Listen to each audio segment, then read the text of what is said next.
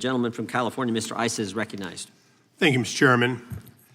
Mr. Taibbi, Mr. Aaron went on for 5 minutes, and the feel and the fact was he said multiple times that if you're a billionaire, you're not qualified to do what has made you a billionaire. If you're a billionaire, you're corrupt. Now, he was particularly assaulting Elon Musk. Let me just go through a couple of quick questions. One, Elon Musk, would you say that he's best known as rich or successful? Probably both, depends on who you ask.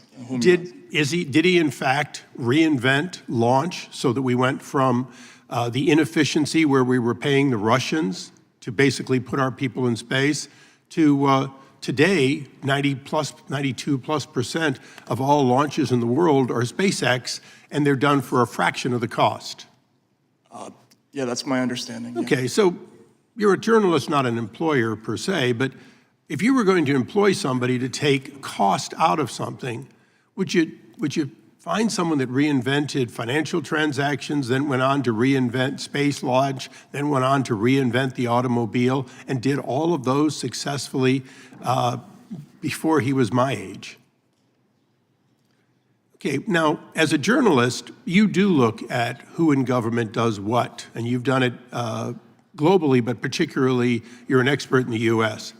How many elected officials look at tax returns or government documents directly? How many elected officials do that for the United States government? I don't know. I would like to know. Well, officially the number is 0. Oh, is it? Okay. Yeah, it's 100% done by career bureaucrats. Mm-hmm. In fact, nobody elected does the basic work of searching databases and doing that. It just isn't part of the system. The reality is that almost all of the dives are either done by career people or people like Deloitte or PricewaterhouseCoopers. The fact is, looking for government inefficiency, we have spent billions of dollars inefficiently looking for government inefficiency for decades. Isn't that true? Yeah, I did a story on the failed audit of the DOD that concluded, yeah, we had spent a ton of money on those audits to no effect. Right. So we've paid outside auditors, including some of the world's best, and they've basically thrown in the towel as far as actually making a permanent change. So when the president has a group of individuals go in with career people in the room and look for it, and they find it, is that a reason to go, nah, nah, nah, he's a billionaire, rather than, nah, nah, this is a disruptor of industries that has proven he can take massive amounts of cost out of doing things, and as a result, the United States of America would benefit by its money going further? Representative, I said that some of this falls outside my area of expertise. Well, it falls outside Aaron's too, so that's why I'm bringing the point to you. Let me go on to something that is in your expertise. Mm-hmm.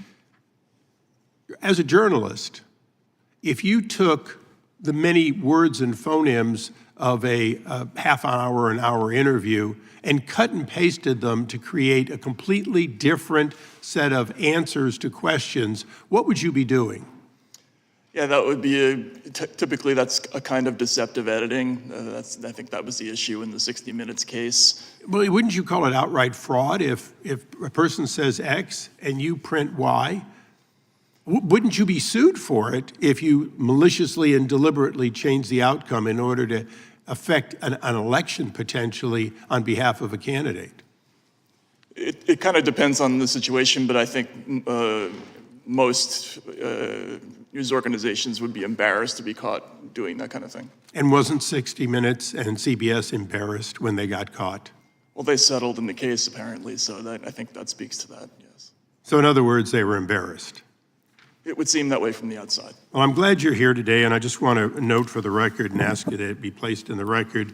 Last week, we put another piece of legislation in with Rep. Salazar, Baumgardner, and Gill that in fact specifically it provides for foreign government officials who engage in censorship of American speech to be inadmissible or deported.